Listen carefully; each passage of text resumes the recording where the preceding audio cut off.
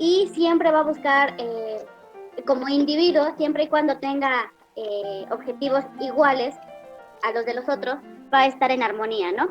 Sin embargo, cuando hay diferencia en los propósitos de los seres humanos, nos damos cuenta que en ocasiones el ser humano tiende a utilizar diferentes tipos de caminos, por así decirlo, para obtener su objetivo, ¿no? En este caso, muchos pueden ocupar la violencia física, ¿no? Algún tipo de violencia verbal, económica, etcétera, para lograr sus fines. Es entonces donde radica la importancia del derecho, ¿no? Que el derecho va a ser el que guíe a la sociedad, al individuo, para que en sociedad pueda convivir pacíficamente y así obtener, que cada uno de los individuos obtenga su fin, el fin que busca, ¿no? Y el fin que busca el derecho, pues va a ser el fin común. Ahora bien, el derecho surge siempre como una manera de armonizar la convivencia social, ¿ok? Representa una balanza en el equilibrio, ¿no? Que va a conciliar todas esas tendencias discordantes que hay entre los seres humanos, ¿no? El derecho va a representar la balanza de lo justo, el equilibrio, ¿no? Para que los seres humanos, como individuos, podamos convivir de manera pacífica. El maestro Pallares decía que el derecho es la fuerza que coordina todas las actividades sociales del hombre, que es la síntesis de todas las incontables energías de la sociedad, porque todas ellas se destruirían mutuamente y matarían al organismo social. Si el derecho como fuerza soberana no interviniera armonizando y conciliando en una suprema síntesis del equilibrio todas las corrientes impetuosas de la vida humana y de la vida material y económica. ¿Qué entendemos por este concepto, por esta teoría que decía Pallares? Pues efectivamente, lo que les comenté antes es como el resumen, ¿no? De que el derecho siempre va a ser el agente armonizador en la sociedad, el que va a buscar que la convivencia social siempre sea pacífica, ¿no? Y que garantice a cada uno de los seres humanos y de los individuos su tranquilidad, ¿no? Dentro de la misma. Ahora, se puede concebir una humanidad se puede concebir a la humanidad, ¿no? Viviendo sin una porción de cosas, sin esas cosas que como consecuencia como por ejemplo los adelantos científicos resultan placenteras, ¿no? Nos resultan placenteras para nuestra existencia. Incluso podemos vivir también sin arte, sin religión, pero es absolutamente imposible que el ser humano pueda vivir sin derecho, ¿no? ¿Por qué? Porque las normas, bueno, el derecho, ¿no? Va a establecer aquellas normas de convivencia. Entonces, ya sean escritas, ¿no? O por costumbre o morales, todo este tipo de normas van a regir nuestra conducta, ¿no? Entonces, por eso es imposible concebir que no haya derecho, ¿no? Dentro de la sociedad. El derecho va trascendiendo, ¿no? Porque el derecho penetra y gobierna la vida del hombre, ¿no? Gobierna nuestra vida desde que nacemos hasta que morimos, incluso muchas veces antes de que nazca el ser humano, ¿no? Ya las leyes lo están protegiendo, el derecho lo está protegiendo su vida, ¿no? Ya adquiere derechos como futuro individuo, ¿no? Desde que estamos en el vientre materno ya adquirimos derechos, ¿no? Los de paternidad, derechos del cuidado, etcétera, derecho a la vida, ¿no? Por eso ahorita está muy el conflicto, ¿no? Entre que se despenalice el aborto, etcétera, ¿no? Porque ya hay una ley que está protegiendo a ese ser, ¿no? Que se encuentra dentro del vientre materno. Entonces, el derecho trasciende de la etapa prenatal, ¿no? A la vida plena. Y de esta va a trascender de las derivaciones, ¿no? Post-mortem, ¿no? Después de la muerte. ¿Por qué? Porque también después de muertos, ¿no? Tenemos derechos. Por ejemplo, en el Código Penal, ¿no? Está tipificado la profanación de cadáver, ¿no? Estoy muerto, sin embargo, hay una ley que me protege todavía después de muerto, ¿no?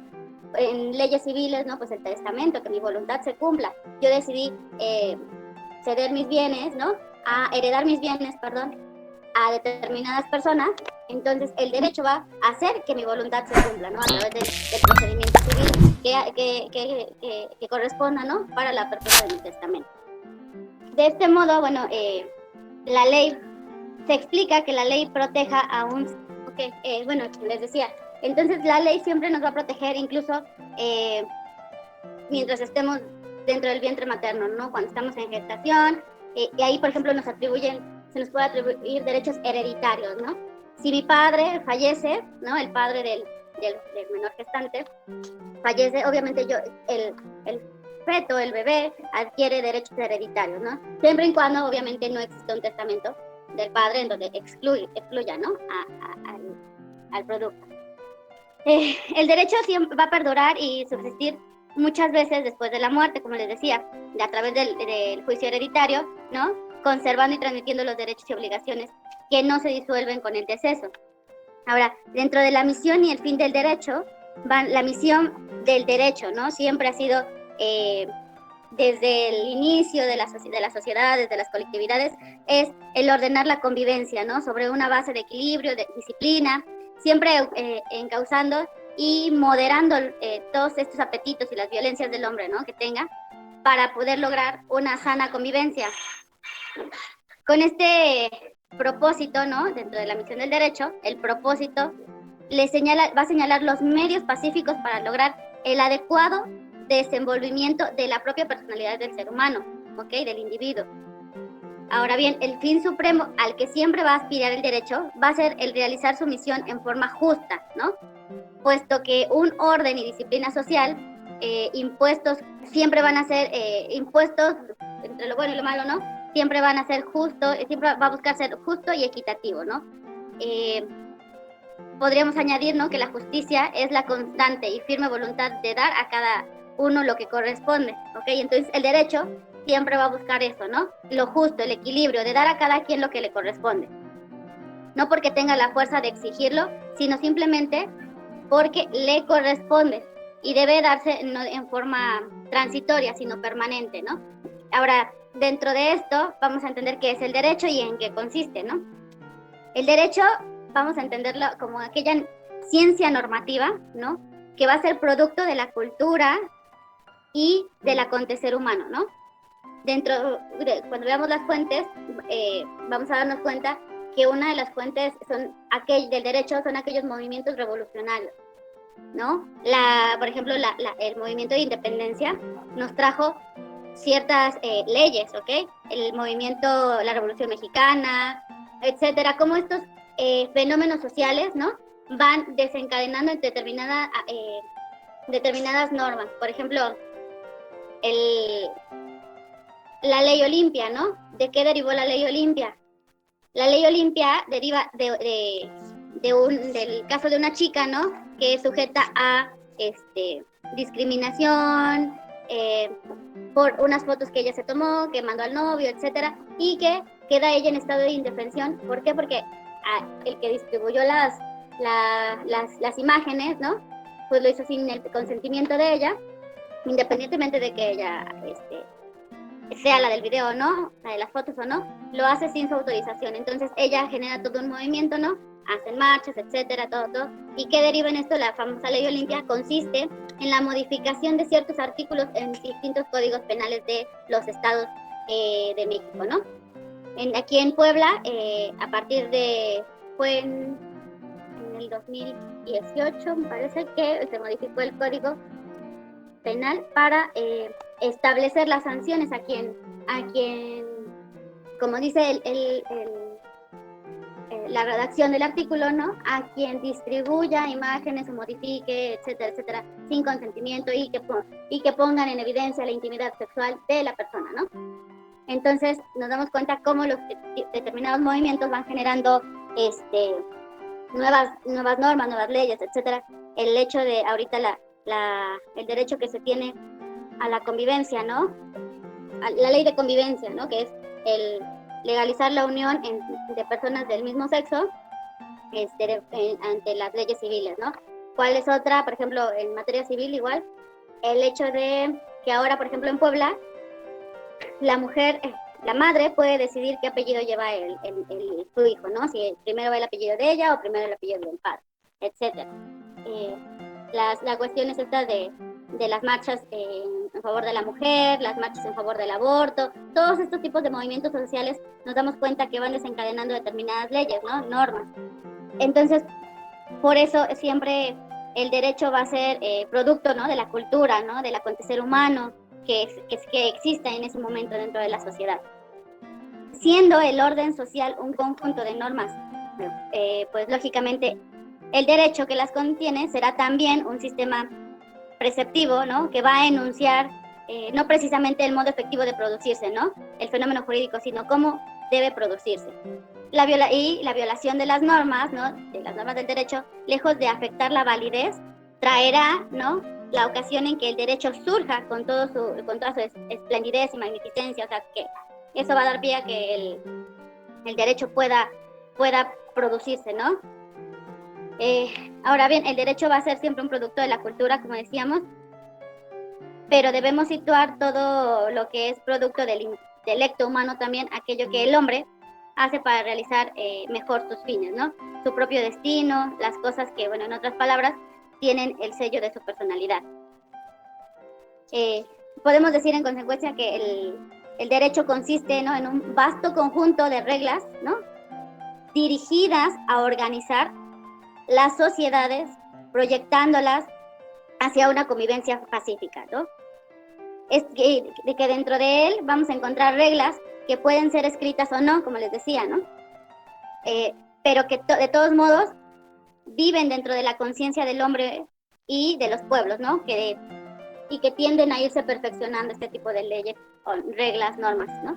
Decíamos que podían ser leyes escritas o no escritas, ¿no? Podemos encontrar, aquí viene el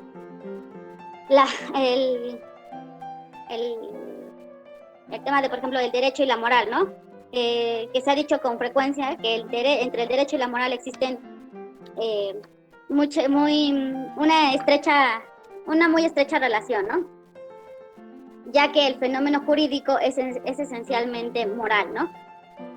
Sobre todo en los organismos sociales desarrollados, ¿no? Sin embargo, durante el siglo XVIII se sentía la necesidad de otorgar al individuo algunas garantías para asegurar ciertas libertades, ¿no? Tales como la libertad de conciencia, la libertad de pensamiento, etcétera. El siglo XVIII, bueno, se caracterizó por ser un siglo donde reinaba el despotismo, ¿no? Se trató de establecer en ese entonces una separación absoluta entre lo moral, ¿no? Y el derecho, a manera de que pudiera existir una legislación para precisamente proteger, ¿no? a esas libertades que se buscaban. Ahora, tenemos que entender que corresponde al Estado, ¿no? El imperativo jurídico, puesto que el derecho es un asunto de carácter social y la función del Estado es una función de vigilancia, ¿no? Tiene la función de vigilancia de que los hombres no invadan el derecho de los demás, pero el Estado no está facultado para vigilar el imperativo moral, ¿no? Porque esto es algo que corresponde resolver y realizar a cada individuo. En cuanto el Estado va a vigilar que se cumpla el Estado de derecho, ¿no? Que se acate, ¿no? Las normas. Sin embargo, en cuanto a lo que concierne a lo moral, corresponde a cada individuo. Dentro de lo moral, ¿no? Hay una teoría, ¿no? Que se apoya en dos principios fundamentales, lo bueno y lo malo, ¿no? Lo malo desde el punto de vista social es el derecho.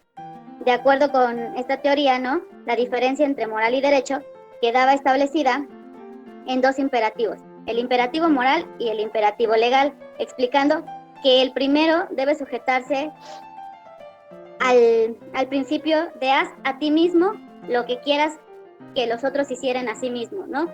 En tanto que el segundo, es decir, el imperativo legal, quedaría consignado bajo el principio de no hagas a otros lo que no quisieras que te hagan a ti. O sea, esa es una teoría de Tomasini, un italiano, que explicaba así la diferencia entre derecho y moral. Emmanuel Kant, al igual que Tomasius, elabora una teoría separatista en donde afirma que el derecho es una norma ética, un imperativo categórico, ¿no? Y lo va a distinguir en tres categorías de imperativos éticos, ¿no? Uno, lo divide en normas individuales que consisten en regir la conducta de cada individuo para consigo mismo y que dice que son de carácter moral, ¿no? O sea, Emmanuel Kant divide estas normas éticas, imperativos éticos, en tres, ¿no? La primera, normas individuales que por regir la conducta de cada individuo para consigo mismo son de carácter moral. O sea, ¿por qué? Porque dependen del individuo si las realiza o no. Dos, las normas de moral social. Estas se refieren a la conducta buena o mala de los individuos para con sus semejantes, ¿no? O sea, aquellas conductas normas que rigen, ¿no? Mi comportamiento dentro de la sociedad, ¿no? Y la tercera, ¿no? El tercer imperativo ético lo divide en normas jurídicas que si se refieren al derecho y cuya aplicación es exigible mediante la coacción, ¿no? Aquí nos referimos a la norma escrita, a la norma vigente, al derecho positivo, ¿no? En donde la aplicación pues va a ser exigible mediante coacción, ¿no? Ya que interviene el Estado. Immanuel Kant hace estas tres diferencias, esas tres categorías, ¿no? Imperativo ser. Ahora, Hegel enuncia una dirección contraria, ¿no? Hegel, por el contrario, considera que derecho y moral no son más que aspectos distintos de una misma cosa y sostiene que en tanto que la moral es lo necesario, el derecho es lo posible, ¿no? Otro que tenía su propia teoría y iba en tendencia con la de Hegel era Jennickel, ¿no? Que sostenía que el derecho y la moral son la misma cosa, nada más que en menor o mayor cantidad, ¿no? Estimando que el primero es un mínimo ético, ¿no? Es decir, lo mínimo de moral que una sociedad necesita para vivir y hace una representación un poco objetiva, bueno, sí, una representación objetiva de sus ideas por medio de unos círculos, ¿no? En donde relaciona qué sería la moral conteniendo en otro diámetro menor lo que es el derecho. Y cuando los unen, obviamente hay una relación entre ambos. Eso es lo que decía Jennickel, ¿no? Enunciando las teorías principales, ¿no? Que se han elaborado, entonces podemos decir que las diferencias que separan a la moral y el derecho, o por lo menos que el derecho es una parte de la moral, ¿no? Se impone a establecer la separación. ¿Qué quiere decir esto, no? Podemos decir que una primera diferencia entre el derecho y la moral puede ser que la moral considera los actos humanos en relación al sujeto que los ejecuta, ¿no? En otras palabras, bueno, la moral valora la conducta en sí misma. Y el derecho, ¿no? La primera diferencia con el derecho es que al derecho no le interesan los actos del hombre más que en cuanto dichos actos afectan o pueden afectar directa o indirectamente a otros en sí misma, ¿no? Ahora, también en cuanto a la conducta, puede interesarnos o no a los demás y a la sociedad a la que pertenezca, ¿no? O sea, siempre y cuando cumpla las normas establecidas. Esa sería como que una diferencia entre moral y derecho.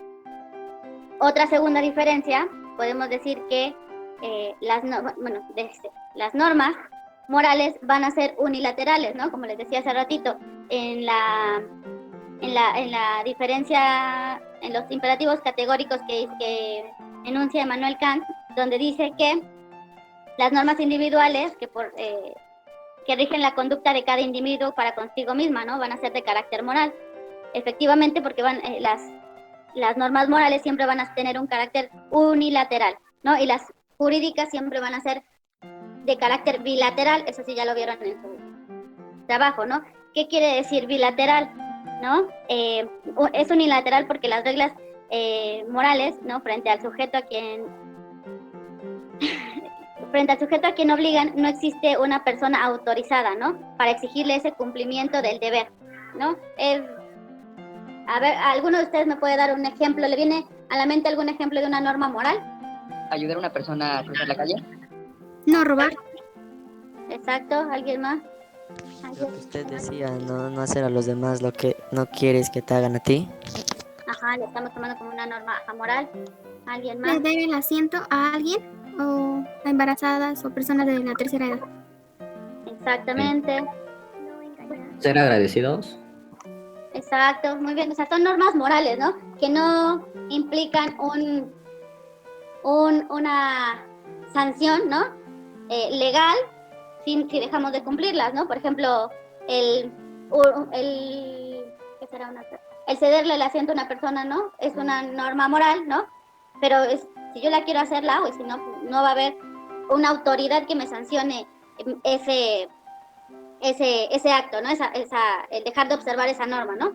Entonces, yo puedo hacerla o no y ya será mi conciencia la que determine si estuvo bien haber dejado de hacer ese acto, ¿no? Entonces, ahí esa es la característica de las normas morales, ¿no? Que una de las características que van a ser unilaterales, ¿no? No va a existir una persona autorizada para exigir ese cumplimiento, ¿no? Y en cuanto a las jurídicas, ¿no? A las normas jurídicas, siempre van a ser bilaterales, porque al mismo tiempo que van a imponer obligaciones, ¿no? Van a otorgar derechos, y en tales condiciones, frente al obligado se encuentra otra persona facultada para reclamarle ese cumplimiento, ¿no? Del contenido de la obligación. ¿Qué les viene a la mente, o sea, con esto de que son bilaterales? De que al mismo tiempo que imponen obligaciones, también van a otorgar derechos. ¿Qué les viene a la mente? Un ejemplo que les venga a la mente. El derecho a la educación. Ok, ¿alguien más? Muy bien. Pues cuando te pasas un semáforo y te ve la policía, ¿Por qué? pues porque te lo hacen exigible, te lo exigen, por así decirlo, hay alguien que haga valer esa obligación que tienes de no pasarte. Ajá, pero la bilateralidad, aquí vamos a entender, en cuanto a una característica es que van a imponer obligaciones, pero también van a otorgar derechos. ¿Qué El derecho a ejemplo formar sería? una familia. Ok, sí, ¿alguien más? Por ejemplo, la que decía el compañero de cuando te pasas un semáforo, ¿no? Pues yo tengo el derecho, ¿no? Tengo derecho a libre tránsito. Ahí va mi derecho, ¿no? Sin embargo, tengo la obligación de cumplir las normas de tránsito, ¿no? Y si no cumplo, va a haber una autoridad que me lo exija, ¿no? Exactamente. O sea, ahí va. También podemos en los contratos, ¿no? Cuando celebro un contrato de arrendamiento, compraventa, ¿no? Estoy adquiriendo derechos y obligaciones. En un contrato de compraventa, ¿cuál va a ser mi derecho y cuál va a ser mi obligación? Su derecho es Adelante, compañero. Gracias. Sería, en el caso de que yo compre en un artículo o aquel objeto, sería yo entregar el dinero y mi exigencia o tengo el derecho de recibir el objeto por el que yo ya pagué. Ok, muy bien. Méndez Pinto, muy bien. Héctor, la diferencia entre, ¿dónde estaría la bilateralidad de un contrato de arrendamiento? Pues usted tiene el derecho a vivir en un lugar determinado, un departamento, pero la obligación de esta es pagar, ejemplo, mensualmente la renta del mismo. Ok, tú como arrendatario, y del arrendador, ¿cuál sería su obligación y su derecho? Su obligación es, pues, darte el bien, o bueno, rentarte el departamento, y el derecho sería recibir una cantidad económica por esto. Muy bien, Héctor, exactamente. Ahí aplica la bilateralidad, ¿no? Entonces ustedes se van a estar dando cuenta de cómo determinadas normas, leyes van a otorgar, ¿no? Derechos, pero también van a imponer obligaciones y viceversa, ¿no? Ahora, continuando, entre derecho y moral se ha establecido otra distinción, ¿no? Al hacer notar que a la moral, pues le interesa el primer momento, ¿no? De la acción humana, es decir, de carácter interno, va a ser de carácter psíquico, meramente intencional, es decir, que las normas morales van a recaer en la intención del hombre, ¿no? De querer hacerlas, ¿no?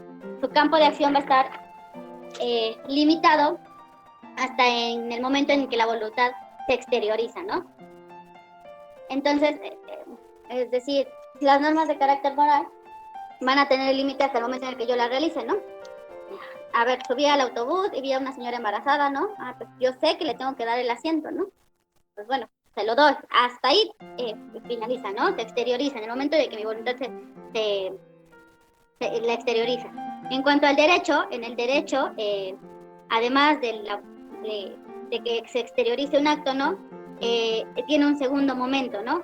De carácter externo, físico, el acto, ¿cómo les explico? Podemos decir que, ¿cómo les explico? Como por ejemplo en el derecho penal, ¿no? Un ejemplo.